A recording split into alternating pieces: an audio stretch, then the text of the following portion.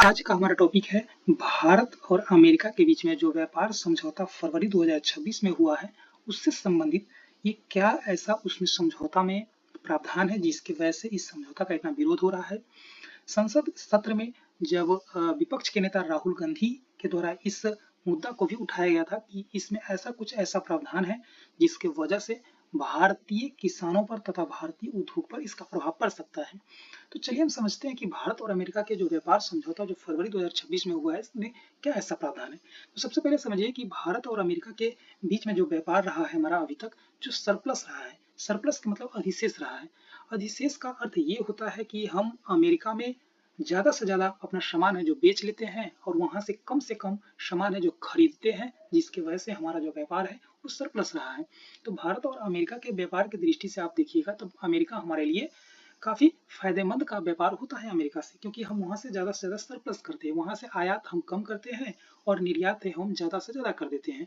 और भारत और अमेरिका के व्यापार की दृष्टि से देखिएगा तो भारत का सबसे बड़ा जो बाजार है वो अमेरिका है। 2024 तक अगर आप डाटा देखते हैं तो सबसे ज्यादा व्यापार है जो हम अमेरिका से करते हैं और वो भी हम सरप्लस की स्थिति में रहते हैं, यानी कि अधिशेष की स्थिति में रहते हैं, हमें ज्यादा से ज्यादा लाभ होता है। तो इस दृष्टि से अगर व्यापार की दृष्टि से देखिएगा तो अमेरिका हमारे लिए काफी महत्वपूर्ण हो जाता है व्यापार समझौता के लिए। लेकिन फरवरी 2026 में अमेरिकी राष्ट्रपति डोनाल्ड ट्रंप के द्वारा कुछ इस प्रकार के प्रावधान दबाव के माध्यम से जोड़ दिया गया है, जिसकी वजह से भारत में जो उद्योग है या कृषि क्षेत्र है उसको नकारात्मक प्रभाव पड़ सकता है। तो इस प्रकार से इस जो व्यापार समझौता है उसका विरोध विपक्ष के द्वारा लगातार किया जा रहा है। तो चलिए इसमें देखते हैं क्या ऐसा प्रावधान है। देखिए, पहला पॉइंट है कि अमेरिका ने भारतीय वस्तु पर प्रभावी शुल्क को घटा करके 18% कर दिया है, जो पहले 50% के चौंका देने वाली स्तर पर था। देखिए, प्रभावी शुल्क का मतलब होता है कि जब कोई देश अपने देश में जो दूसरे देश से बना हुआ सामान बिकने के लिए आता है तो उस पर शुल्क लगा दिया जाता है। शुल्क लगा इसलिए दिया जाता है तो क्योंकि अपने घरेलू उद्योग को संरक्षण दिया जा सके, क्योंकि घरेलू उद्योग को संरक्षण देने के लिए शुल्क लगा दिया जाता है। शुल्क लगने से क्या है, जो विदेशी वस्तु होते हैं वो महंगा हो जाता है, जिसके वजह से घरेलू उद्योग को क्या है, संरक्षण प्राप्त होता है। जब विदेशी वस्तु महंगा हो जाता है तो लोग क्या करते हैं, घरेलू वस्तु को ही ज्यादा से ज्यादा परचेज करते हैं, जिसकी वजह से घरेलू उद्योग है जो इसका संरक्षण मिलता है और वो प्रतिस्पर्धा में विदेशी जो सामान होता है उसके तुलना में काफी मतलब प्रतिस्पर्धा कर पाते हैं, जिसकी वजह से प्रभावी शुल्क लगाया जाता है। ये सभी देश अपने अपने देश में इस प्रकार के उद्योग को संरक्षण करने के लिए लगाता है। तो ये इसको घटा करके अमेरिका के द्वारा भारत पर 18% कर दिया गया है, जो पहले 50% था। तो देखिए, 50% जो टैरिफ था, इसी को टैरिफ कहते हैं, शुल्क को टैरिफ कहा जाता है। जो टैरिफ था उसमें दो प्रकार के टैरिफ था। एक था पारस्परिक शुल्क। पारस्परिक शुल्क का मतलब है जो शुल्क है जो अमेरिका अपने घरेलू उद्योग के संरक्षण के लिए भारतीय वस्तु पर लगाया था, जो कितना था, 25% था। और दंडात्मक शुल्क था जो 25% था। तो टोटल क्या था, 50% टैरिफ है जो भारत पर अमेरिका के द्वारा लगाया गया था। देखिए, पारस्परिक शुल्क तो हम समझा दिए हैं कि इसे अपने घरेलू उद्योग को संरक्षण के लिए जब लगाया जाता है तो उसे पारस्परिक शुल्क कहते हैं। वहीं दंडात्मक शुल्क जो भारत पर 25% इसलिए लगाया गया था क्योंकि जब यूक्रेन और रसिया के बीच में जब युद्ध चल रहा था, युद्ध संबंध जब उस समय था, युद्ध से संबंधित जो घटना घट रही थी, उस समय अमेरिका के कहने के बावजूद भी भारत ने रसिया से तेल खरीदने को लेकर इनकार नहीं किया था। भारत ने क्या किया था, रसिया से तेल, कच्चे तेल है जो समय समय पर अपने जरूरत के अनुसार लेते रहा था। तो अमेरिका ने क्या किया था, इससे मतलब नाराज होकर के भारत पर एक दंड के रूप में 25% के टैरिफ लगा दिया था कि भाई आपने गलत किया है तो हम इसको लेकर दंड लगाएंगे। तो ये टैरिफ किसके लिए था, दंडात्मक शुल्क था जो 25% लगा दिया गया था। तो भारत पर 50% का शुल्क है जो अगस्त 2025 में लगाया गया था, और मेनली इसीलिए लगा दिया गया था कि भारत ने रसिया से कच्चे तेल परचेज समय समय पर करता रहा है और उस समय यूक्रेन और रसिया का युद्ध हो रहा था। और लेकिन जब शुल्क लगा था उस समय युद्ध की ऐसी कोई घटना नहीं थी। दंडात्मक शुल्क है जो इसीलिए उस समय लगाया गया था। ये दंडात्मक शुल्क कब लगाया गया था, तो अगस्त 2025 में दंडात्मक शुल्क लगाया गया और पारस्परिक शुल्क 25%। तो कुल शुल्क यानी कि भारत पर हो गया था 50%। जो टैरिफ है भारत पर कितना हो गया था, 50% था। अब देखिए क्या किया गया था, जो पारस्परिक शुल्क है जिसे 25% से घटा करके 18% कर दिया गया है। जो पारस्परिक शुल्क है, जो टैरिफ है भारत का, वो 25% से घटा करके 18% कर दिया गया है। वही दंडात्मक शुल्क जो 25% था उसे अब हटा दिया गया है। तो भारत पर टोटल जो टैरिफ है अभी अमेरिका के द्वारा 18% का है, क्योंकि जो दंडात्मक था जो 25% वो समाप्त हो गया है और पारस्परिक शुल्क जो 25% था उसे घटा करके 18% कर दिया गया है।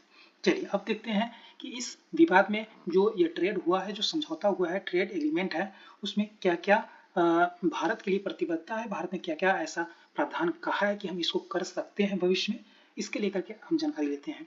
देखिए कह रहा है कि ऊर्जा क्षेत्र में बदलाव करते हुए भारत ने रूसी कच्चे तेल खरीद को रोकने, काफी हद तक कम करने की सहमति जताई है। अभी सहमति जताई है, भारत सरकार ने ऐसा दावा नहीं किया है कि हम रूस से कच्चा तेल खरीद ही लेंगे, लेकिन या कम ही कर देंगे खरीदने का स्तर को, लेकिन अभी ऐसा सहमति जताई है कि हम कम कर सकते हैं।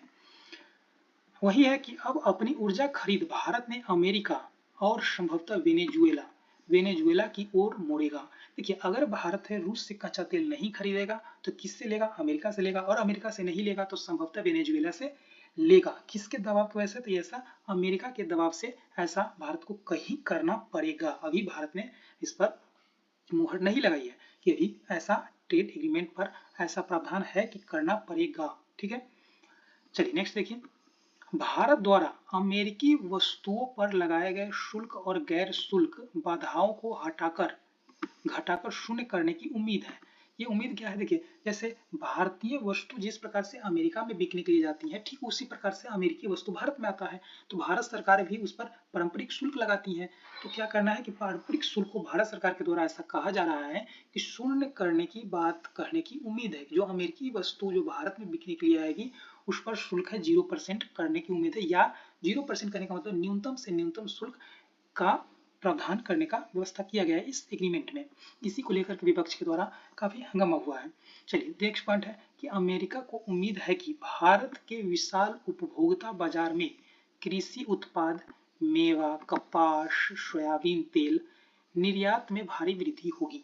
देखिए अगर हम कृषि प्रोडक्ट को भारत में अमेरिका के लिए खोल देते हैं तो अमेरिका में क्या है कि बड़े बड़े जो किसान है, एक्चुअली वह किसान नहीं, बड़े बड़े उद्योगपति के रूप में किसान है, उनके लिए ये जो कृषि प्रोडक्ट है वो कम खर्च में अधिक से अधिक जो उत्पादन कर लेते हैं और भारतीय बाजार उनके लिए खुला रहेगा। तो क्या होगा, भारतीय किसान को इससे हानि होगा, क्योंकि भारत में छोटे किसान है, मध्यम किसान है, लघु किसान है, और इनकी जो उत्पादन लागत है काफी अधिक होता है, जिसके वजह से अगर अमेरिकी वस्तु भारत में आने लगे तो अमेरिका के जो उत्पादन है वो काफी सस्ता होगा, जिसकी वजह से भारतीय किसान के द्वारा जो उत्पादित वस्तु होगा तो कोई नहीं खरीदेगा, जिसकी वजह से जो भारतीय किसान है उसको नुकसान हो सकता है। ये एक हो सकता है, क्योंकि इससे पहले कृषि उत्पाद को अमेरिका के लिए या अन्य देश के लिए प्रतिबंध है, वो कृषि उत्पाद भारत में नहीं बेच सकते हैं, उस पर अधिक से अधिक इतना टैरिफ लगा दिया जाता है ताकि वो भारतीय कृषि के द्वारा जो उत्पादित वस्तु होती है उससे महंगा हो जाए, ताकि भारतीय किसान को संरक्षण मिला रहे।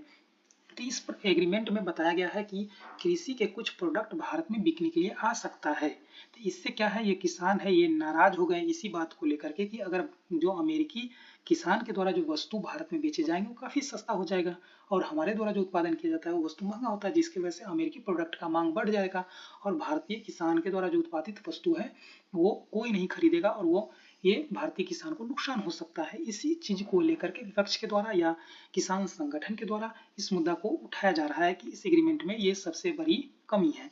नेक्स्ट देखिए, भारत अमेरिका से 500 अरब डॉलर मूल्य की ऊर्जा, कोयला, प्रौद्योगिकी, कृषि और अन्य उत्पाद खरीद सकता है। देखिए ऐसा एग्रीमेंट बताया गया है कि 500 अरब डॉलर अमेरिकी मूल्य के ऊर्जा, कोयला, प्रौद्योगिकी, कृषि और अन्य उत्पाद खरीद सकता है। ये कृषि जो एग्रीमेंट में जो कृषि उत्पाद जोड़ा गया है इसी चीज को लेकर ज्यादा बवाल है। चलिए नेक्स्ट देखिए कि अमेरिका भारत कॉम्पैक्ट। देखिए भारत और अमेरिका के बीच में 2025 में एक कॉम्पैक्ट हुआ था जिसके तहत ऊर्जा संरक्षण हो या मशीनीकरण हो या जो मॉड्यूलर रिएक्टर होता है, जो परमाणु रिएक्टर होता है जिससे बिजली उत्पादन होता है, उससे संबंध में एक एग्रीमेंट हुआ था 2025 में। इसमें कहा गया था कि द्विपक्षीय व्यापार को 2030 तक 500 अमेरिकी डॉलर तक बढ़ाने के लिए मिशन 500 पहल की शुरुआत की गई है, जिसे द्विपक्षीय व्यापार समझौता यानी कि बाइलेटरल ट्रेड एग्रीमेंट कहा जाता है। ये कब हुआ था, 2025 में हुआ था, भारत और अमेरिका के बीच में हुआ है, जिसे कॉम्पैक्ट कहते हैं। और इसमें कहा गया था कि 2030 तक भारत और अमेरिका के बीच में 500 अरब अमेरिकी डॉलर का व्यापार होना है। अभी वर्तमान में भारत और अमेरिका के बीच में लगभग 131 अरब डॉलर का व्यापार होता है, 2025 में हुआ था। 2024 में लगभग 119 से 20 अरब डॉलर का व्यापार हुआ है। हम आगे इस डाटा को लिखे हुए दिखाते हैं आपको। चलिए नेक्स्ट देखिए, वित्त वर्ष 2025 में अमेरिका से आयात वस्तु, अमेरिका से क्या क्या आयातित हुआ वस्तु, यानी कि हम अमेरिका से क्या मंगवाए हैं। तो सबसे ज्यादा मंगाया गया है खनिज ईंधन, तेल, कीमती और अर्ध कीमती पत्थर और धातुएं, परमाणु रिएक्टर और मशीनरी, विद्युत उपकरण आदि। ये सब क्या है, आयातित वस्तु है, अमेरिका से भारत मंगवाया है। वहीं भारत से अमेरिका में होने वाला निर्यात, भारत क्या क्या बेचा है अमेरिका को, तो बहुमूल्य और अर्ध बहुमूल्य पत्थर, धातुएं, औषधि उत्पाद, देखिए औषधि है जो भारत के द्वारा निर्यात किया जाता है, मशीनरी और यांत्रिक उपकरण, वहीं खनिज ईंधन और लोहे इस्पात की वस्तु है जो भारत अमेरिका को निर्यात किया है 2025 में। ये ट्रेड है जो भारत और अमेरिका के बीच में होते रहता है। चलिए देखिए अगला है कि 2024 में इंडिया और यूएस के बीच में टोटल ट्रेड कितना हुआ है, 119.71 अरब अमेरिकी डॉलर जो टोटल व्यापार है भारत और अमेरिका के बीच में हुआ है। कितना हुआ, 119 अरब डॉलर का व्यापार है जो भारत अमेरिका के बीच में हुआ है। वहीं भारत आयात किया है, आयात क्या है मतलब अमेरिका से कितना, 42.19 अरब डॉलर का जो सामान है भारत आयात किया है, यानी कि वहां से अमेरिका से खरीदा है। वहीं अमेरिका को बेचा है कितना, तो 77.51 अरब डॉलर अमेरिका को सामान है जो भारत बेचा है। तो कितना का भारत का फायदा हुआ है, तो टोटल 35.32 अरब डॉलर अधिशेष हुआ है, यानी कि भारत को इससे फायदा हुआ है। ये भारत के लिए ये जो व्यापार है भारत और अमेरिका के बीच में वो काफी इसीलिए महत्वपूर्ण हो जाता है क्योंकि भारत का जो व्यापार है वो सरप्लस रहता है, हर समय सरप्लस रहता है, भारत उससे अधिक से अधिक लाभ कमाता है। 2025 का डाटा है, 2024 का डाटा था, वही 2025 के डाटा हम देखते हैं। देखिए क्या है कि भारत का जो टोटल ट्रेड है कितना, 132 अरब डॉलर, 132 अरब अमेरिकी डॉलर में 132 अरब डॉलर का टोटल व्यापार हुआ है। लेकिन 2030 तक क्या टारगेट रखा गया कि 500 अरब डॉलर का व्यापार दोनों देश के बीच में संपन्न कराना है, कब, 2030 तक। वहीं भारत आयात किया है 45, देखिए 45.69 अरब डॉलर है जो भारत है जो आयात किया है। वहीं निर्यात कितना है, जो 86.51 अमेरिकी जो अरब अमेरिकी डॉलर है उतना भारत है जो निर्यात किया है। तो भारत का अधिशेष कितना है, टोटल जो अधिशेष है भारत का वो 40.82 अमेरिकी डॉलर, उतना भारत का क्या अधिशेष है। भारत इतना रुपया अधिशेष कमाया है, इतना रुपया का भारत का इनकम है, ये जो अधिशेष है सरप्लस है, इसीलिए भारत और अमेरिका के बीच में जो व्यापार है वो भारत की दृष्टि से काफी लाभदायक रहता है। वही देखिए अमेरिका भारत में तीसरा सबसे बड़ा निवेशक है जिसने 2000 से 2025 तक कुल 70.6 बिलियन अमेरिकी डॉलर है जो प्रत्यक्ष विदेशी निवेश किया है। एफडीआई के रूप में 2000 से लेकर के 2025 तक अमेरिका के द्वारा 70.65 बिलियन डॉलर के जो है निवेश किया गया है। एफडीआई फॉरेन डेवलपमेंट इन्वेस्टमेंट में निवेश किया गया है जो भारत के इंफ्रास्ट्रक्चर के लिए काफी महत्वपूर्ण होता है एफडीआई। चलिए नेक्स्ट देखिए, नेक्स्ट क्या है, देखिए विरोध का क्या कारण है। विरोध का कारण है कि जो संवेदनशील क्षेत्र है जिसमें डेयरी प्रोडक्ट है, डेयरी प्रोडक्ट का मतलब है जो दूध दही से जो भी चीज बना होता है, जैसे चॉकलेट हो गया, ये सब जो डेयरी प्रोडक्ट होता है, चावल, दाल, सोयाबीन, जीएम फसल, जीएम फसल का होता है कि जेनेटिकल मोडिफाइड जो फसल होता है वो क्या है, अब ऐतिहासिक रूप से संरक्षण प्राप्त था जिसे अमेरिकी कृषक उत्पादों के लिए खोलने की प्रतिबद्धता जताई गई है। ये जो एग्रीमेंट हुआ है जिसमें ये जो फसल है डेयरी, चावल, दाल, सोयाबीन, जीएम फसल, जेनेटिकल मॉडिफाइड फसल होता है, यानी कि किसी भी फसल के जीन में इस प्रकार से परिवर्तन कर देना है जिसकी वजह से अधिक व्यापारिक महत्व से उपयोग किया जा सके, कमर्शियल लाभ के लिए किसी फसल में के डीएनए में इस प्रकार से परिवर्तन किया जाता है ताकि वो व्यापारिक लाभ हो सके, उसे जीएम फसल कहते हैं। ये सब फसल के लिए भारत को अब खोल दिया गया है। पहले क्या था, ये सब इस सब पर संरक्षण प्राप्त था। इस सब पर क्या था कि यहाँ पर व्यापार होने के लिए अगर मान लीजिए डेयरी प्रोडक्ट आता था तो इतना उस पर टैरिफ लगा दिया जाता था कि भारतीय डेयरी प्रोडक्ट से ज्यादा महंगा हो जाता था विदेशी डेयरी प्रोडक्ट। लेकिन अब क्या किया गया है, अमेरिका के लिए खोल दिया गया है। तो इससे क्या होगा कि अमेरिकी डेयरी प्रोडक्ट है जो संभवतः अगर सस्ता होगी भारतीय डेयरी प्रोडक्ट से, तो लोग क्या करेंगे, अमेरिकी डेयरी प्रोडक्ट खरीदेंगे, जिसकी वजह से भारतीय डेयरी प्रोडक्ट पर क्या होगा, नकारात्मक प्रभाव पड़ सकता है। और यहाँ के जो उस क्षेत्र में लगे हुए उस उद्योग से जो लोग जुड़े हुए हैं उस पर क्या वो हतोत्साहित होंगे और उनका सामान नहीं बिकेगा, जिससे भारत पर नकारात्मक प्रभाव पड़ सकता है। इस चीज को लेकर इसका विरोध हुआ है।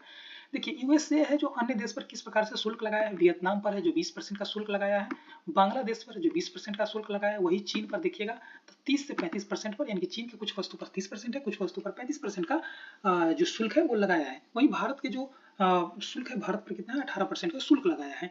अगर इस दृष्टि से देखिएगा तो सभी देश की अपेक्षा की तुलना में भारत पर है जो कम शुल्क है, जिसकी वजह से क्या है, भारतीय प्रोडक्ट है जो अन्य विदेशी प्रोडक्ट के तुलना में जो अमेरिका में जाएगा उसमें क्या है, प्रतिस्पर्धी होगा और अधिक से अधिक लाभ कमाने की संभावना भारतीय प्रोडक्ट पर हो सकता है।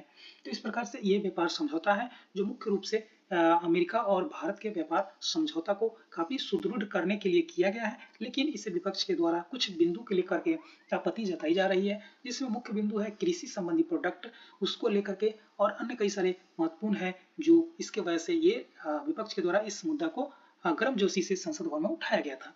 इस प्रकार से ये जो आज का हमारा टॉपिक है वो समाप्त हुआ। जय हिंद, जय भारत। अगर आपको पसंद आए तो लाइक कीजिए, सब्सक्राइब कर लीजिए और कमेंट कीजिए। जय हिंद, जय भारत।